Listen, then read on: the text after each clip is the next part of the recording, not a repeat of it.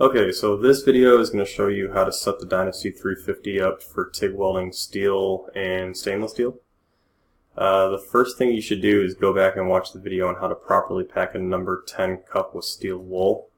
That's going to be important for keeping the arc steady on the end of the tungsten. So do that, then come back to this video and we're going to talk about how to set up the machine. So the first thing you're going to do is go to the back of the machine where that on switch is going to be on the back right side, and you're going to flip that up.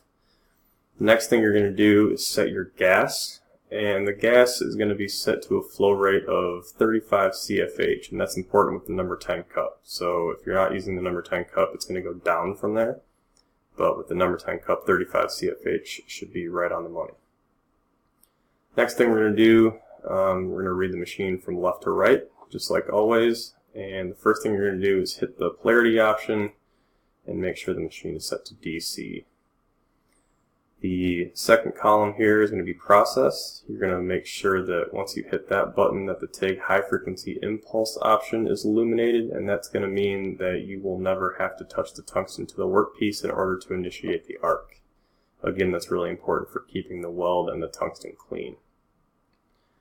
Third column is going to be your output. That's going to show the machine how you want to use the foot pedal, and we are going to use the remote standard option, which will allow you to use the foot pedal just like the gas pedal in your car.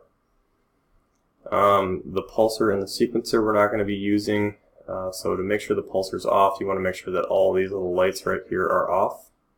And then the sequencer, you won't even be able to turn that on unless the remote is set to remote 2T hold.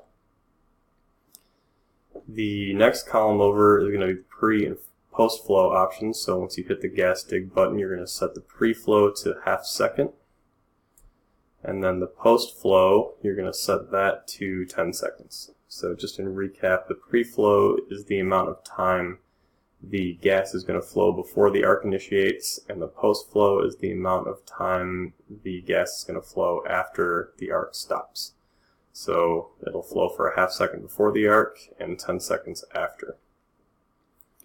The last column we won't be able to use. That's only for the AC option. So we're going to skip that altogether and go right to the amperage, which needs to be set to 90 amps. You probably won't use all 90 amps, but it is good to have it there just in case. As always, make sure the base metal is clean, the tungsten is clean, and the filler metal is clean.